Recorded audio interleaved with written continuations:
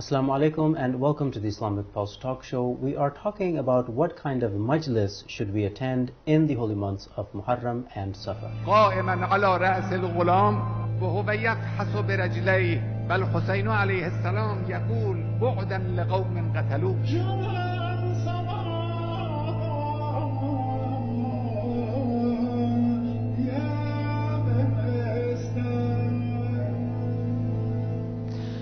Assalamu alaikum and welcome to the Islamic Pulse Talk Show. Our condolences to all the believers all across the world upon the martyrdom anniversary of Imam Hussein alayhi salam, his family members and his companions. We wanted to talk a little bit about what kind of a majlis, what kind of a morning ceremony or what kind of a morning gathering should we attend in these months of Muharram and Safar, especially when considering that one of the things that is done in commemoration of the martyrdom and mission of Imam Hussein alayhi salam is to go and attend these various gatherings in the morning of Imam Hussein alayhi salam.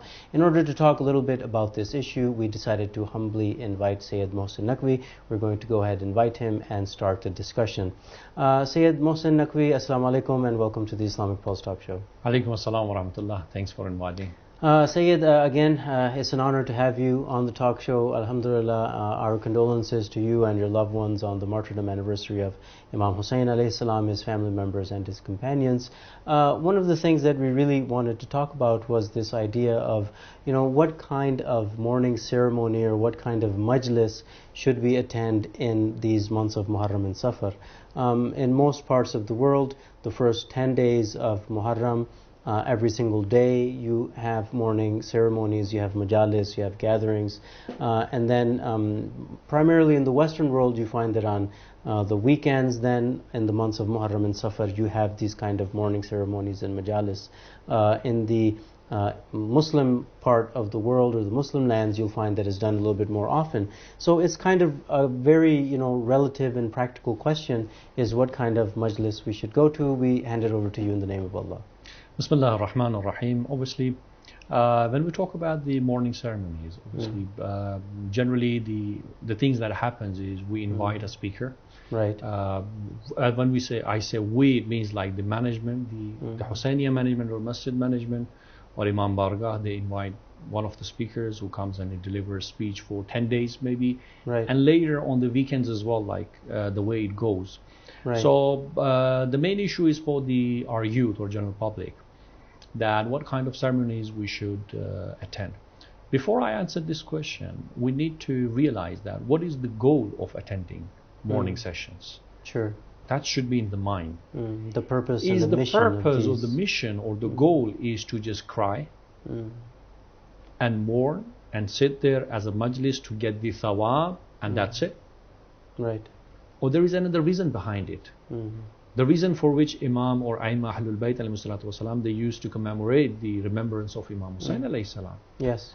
So first of all, we need to make sure that what goal or the purpose am I taking when I'm going to the majlis. Sure. When this is solved, then it is easier to answer the next question, that who or how we should do that. Right.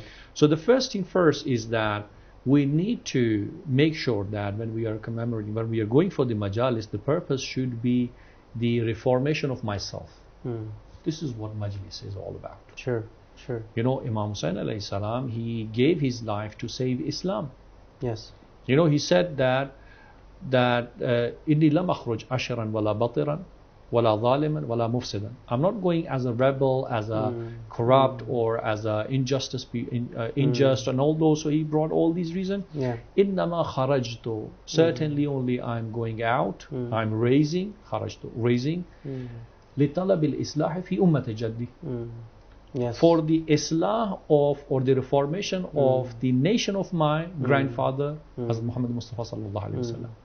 So the reason of raising of Imam Hussein or coming to the Karbala and having all those, shahadat and all those, this was the reformation of the ummah. Yes. Are we going to the majlis with this purpose?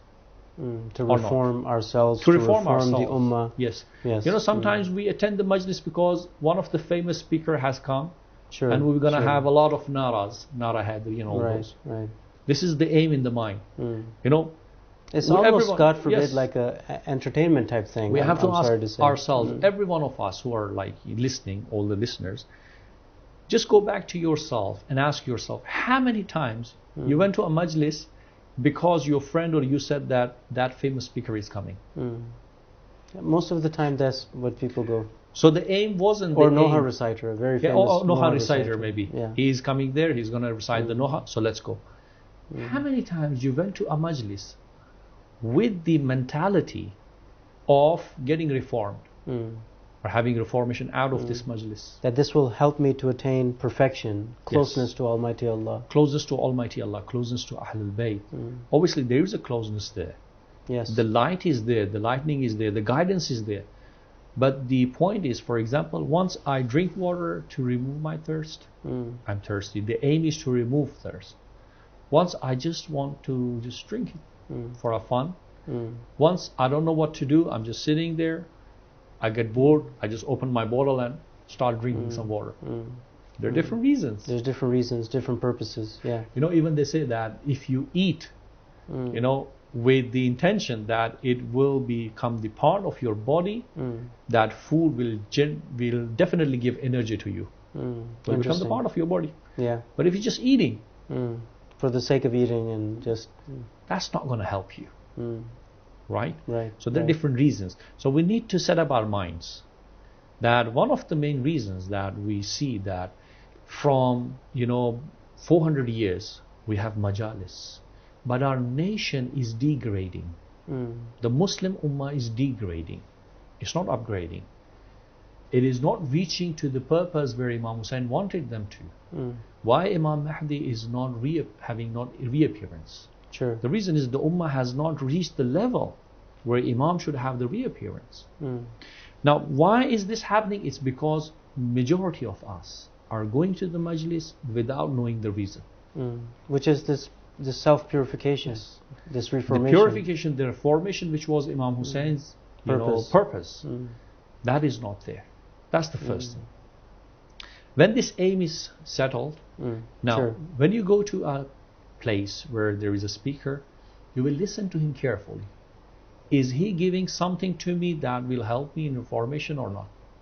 So you will avoid, or you will, in your checklist you will cut some names.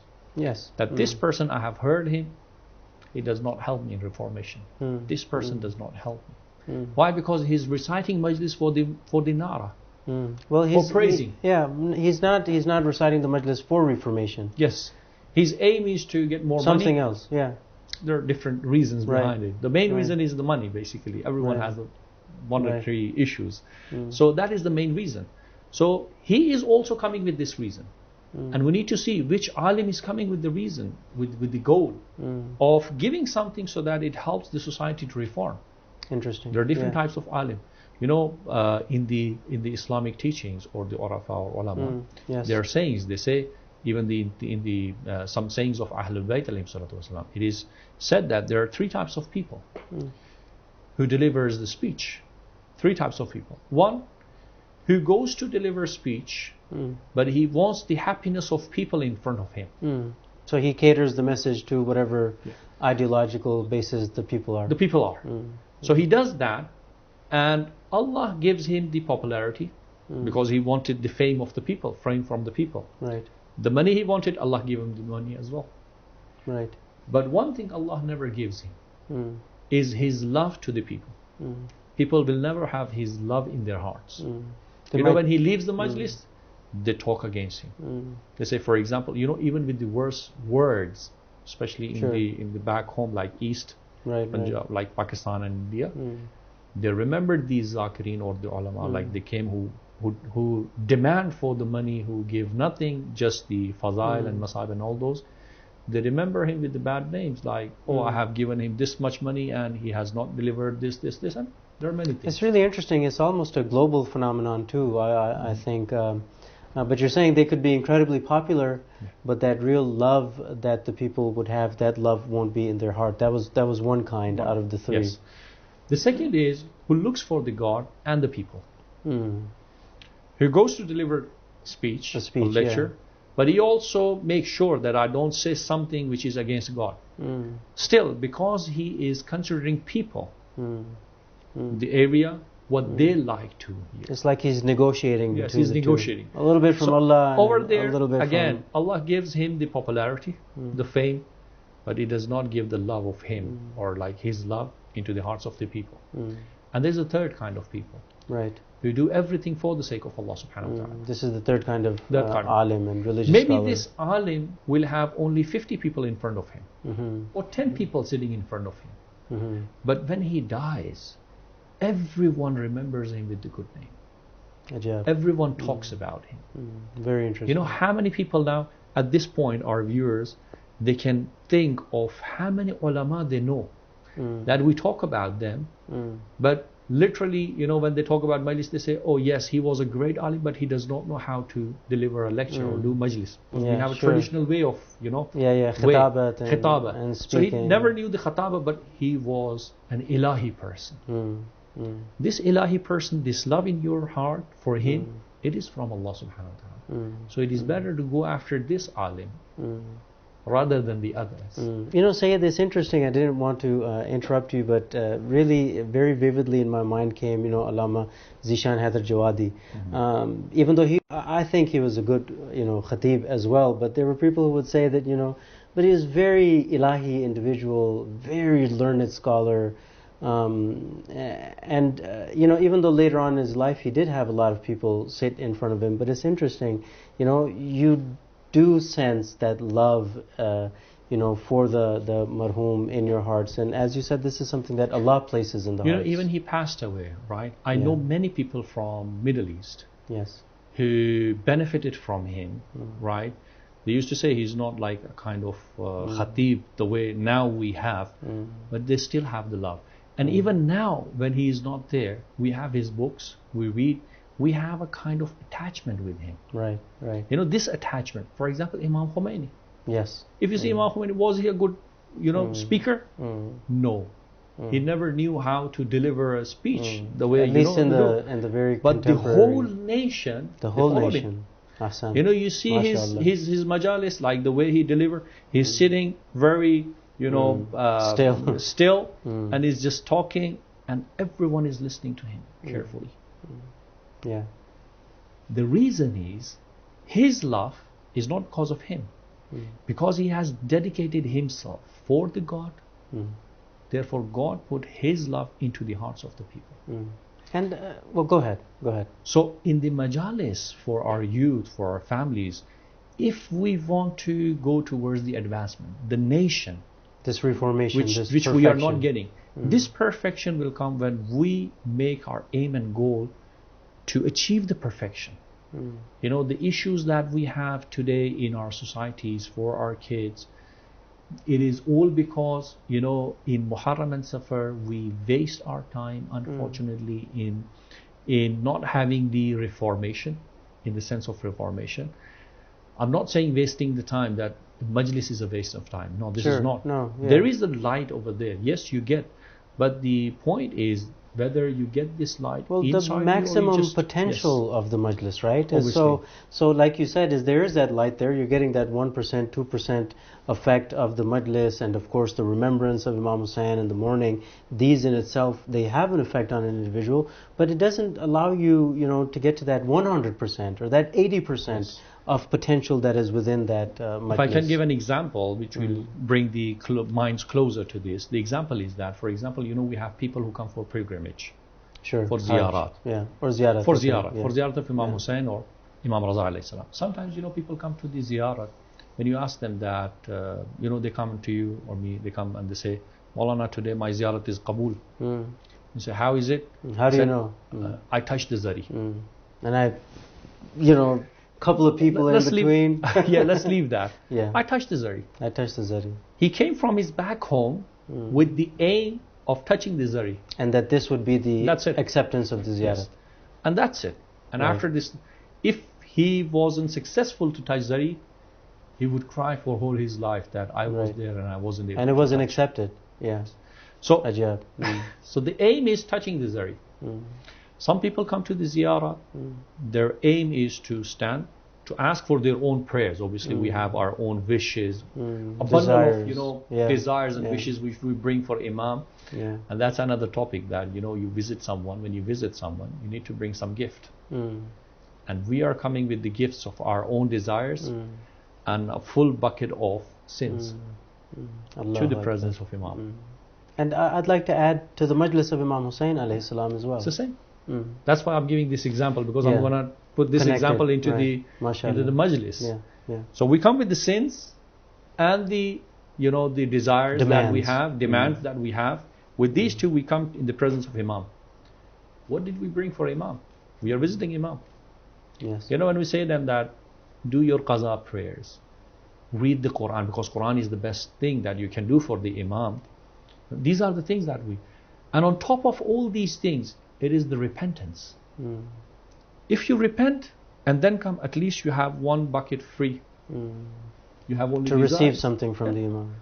So you have only your desires. So you can put this like, this one is fulfilled, this one is fulfilled. So at least free this thing. So people are coming with these, Yes. these, you know, desires and all these goals. But the point is, when they go back, do their relatives or friends, they call them Hassan, Ali, Hussein, Zainab, Fatima, or they call them desire of Imam. They call them desire of Imam. It means right? they are the ambassador of Imam. You know, their status is gone up. When you were coming, you were Hassan, Hussein, or any name you had. When you're going back, you're becoming the ambassador of Imam. Now look at Muslim bin Aqil, how he was. And we need to see ourselves, how we are. Now let's put this example into the majlis. Sure. If we are coming to the majlis with the aim of perfection, when we are going to the majlis, we are Hassan, Hussein, Ali with our names. Naveed, whatever name is there. But when you go back, you're Azadar of Imam Hussein. This Means you have ambassador. become the ambassador of Imam. Now you need to reform yourself. Come on. Right. You need to bring something, some change into you after this majlis, so that people know that he was in this majlis, he's changed now. He is Azadar, really Azadar. Why? He mourns for what happened to Imam Hussein. He mourns for what he used to do in his life. And now he's reforming himself. According to the purpose of Imam Hussein. According to the purpose of alayhi Imam salam. Hussein. He's ready to become one of the, you know, soldiers of Imam Hussein at the moment. His prayers, you know, in the army of Imam Hussein, there were people who were reminding Imam that this is the time of prayers. And Imam was praying for them. Yeah. He said that, may Allah keep you amongst those who are praying on time. And thanks for reminding me for the prayer. So these were the soldiers of Imam. And now we have many people who say, like, when I will feel to pray, I will pray. So these are the issues. And the main issue is that the speaker that we are inviting, we need to be very much careful.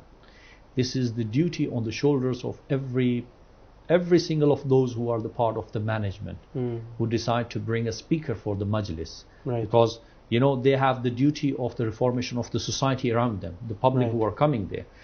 If they are bringing people who are not responsible, who have nothing to do with the mission of Imam Hussein, who does not bring reformation, who cannot change the public in front of them, even one of them, to bring them towards the army of Imam and make them one of those, then obviously they shouldn't. And you know, there are hard wordings, very harsh wordings.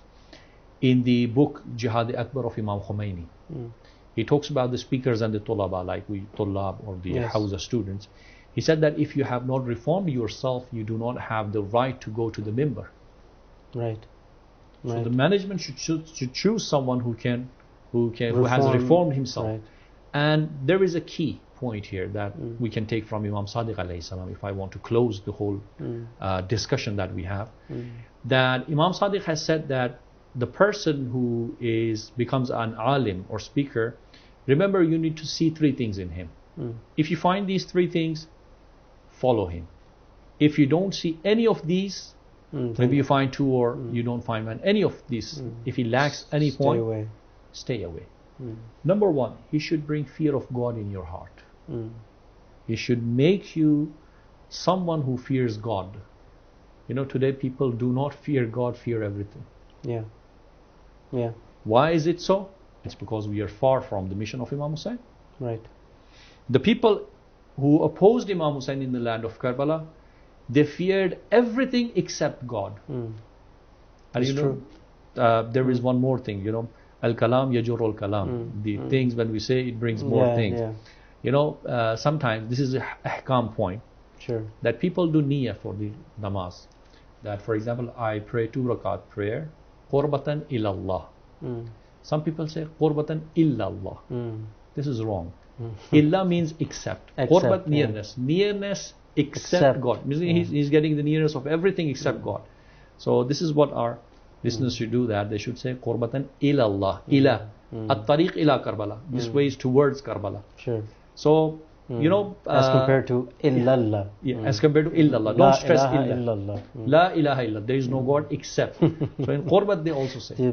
People mix the two and then.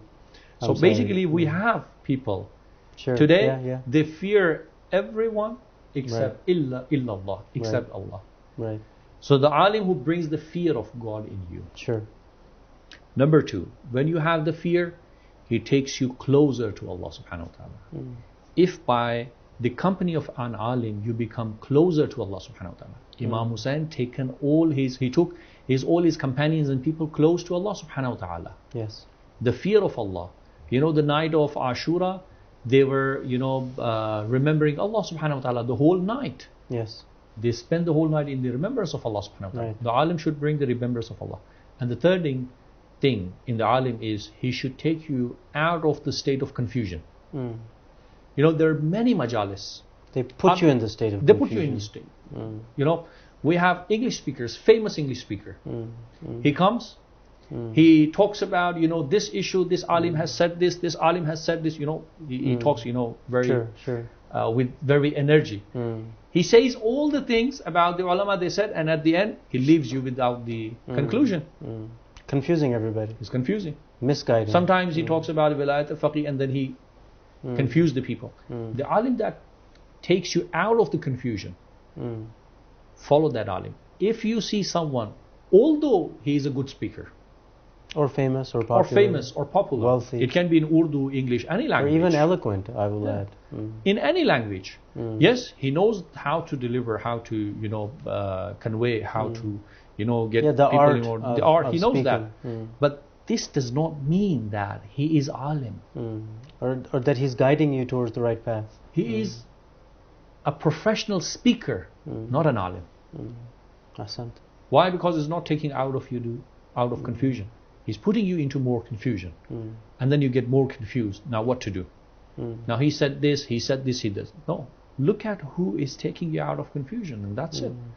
This is what Imam Sadiq alayhi salam said. So we need to make sure that the majalis that we attend, our youth, we go with the aim and goal of reformation, the same goal and aim which was set by Imam Hussein.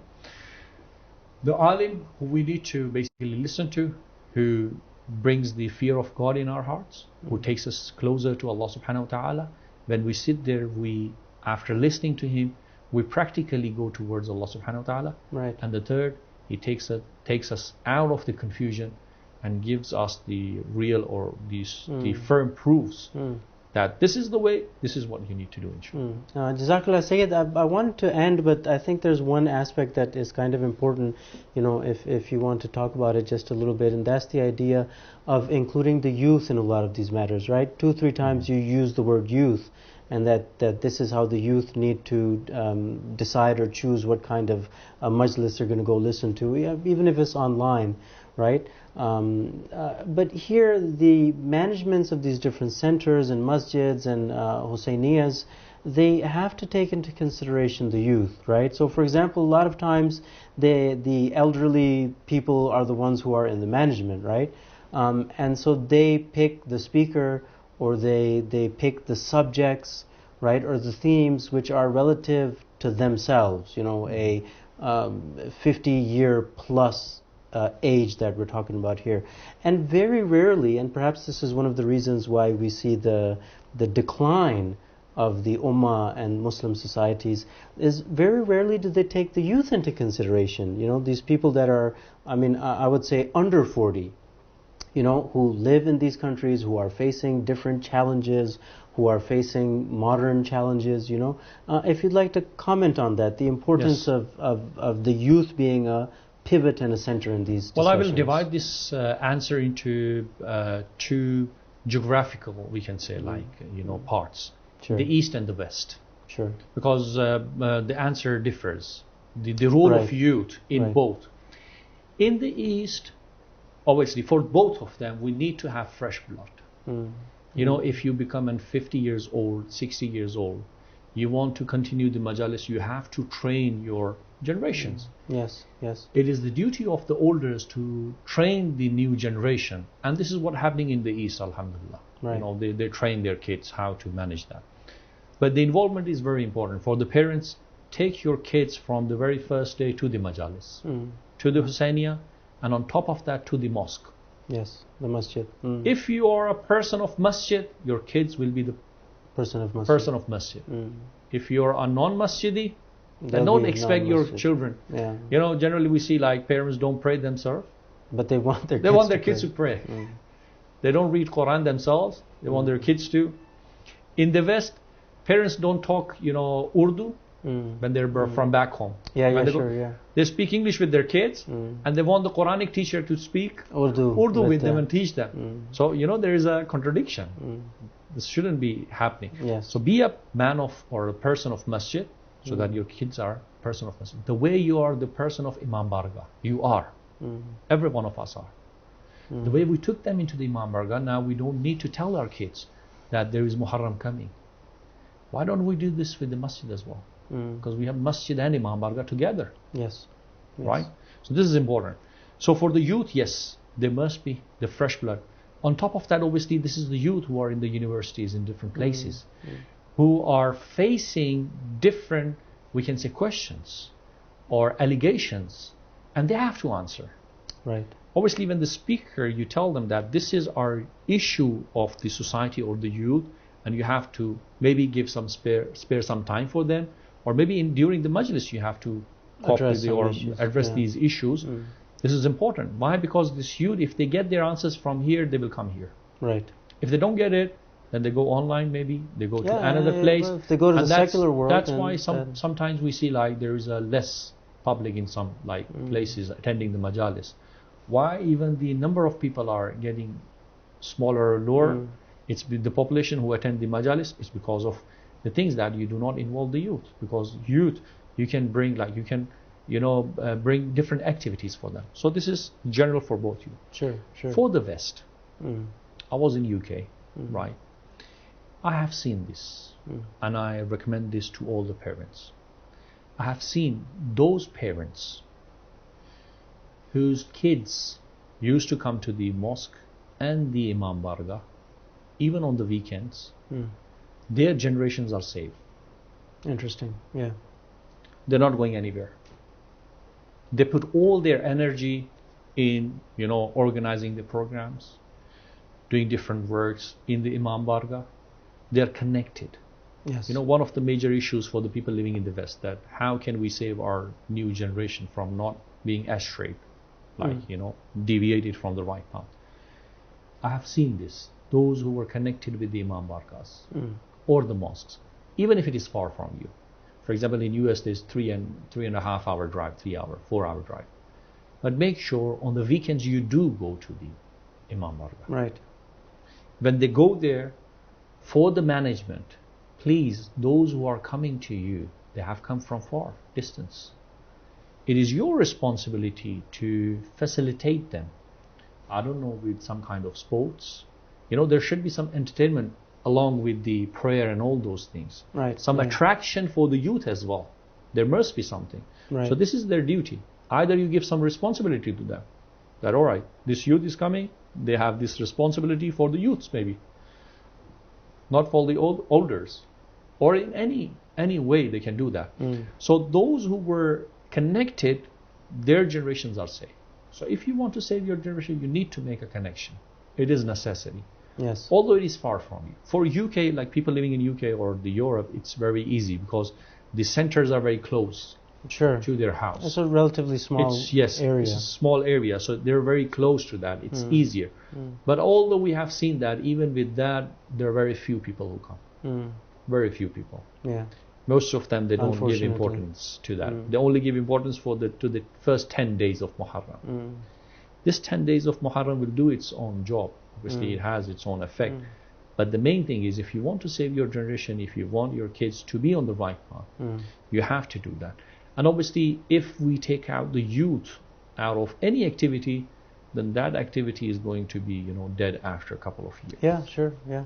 Yeah, Jazakallah. Sayyid, thank you so much for taking time out again from your busy schedule and talking to us about this very important idea, in the months of Muharram and Safar, what kind of majlis do you go to and what kind of alim, what kind of scholar one should invite. Our condolences to you and your loved ones upon the martyrdom of Imam Hussain alayhi salam, his family members and his companions.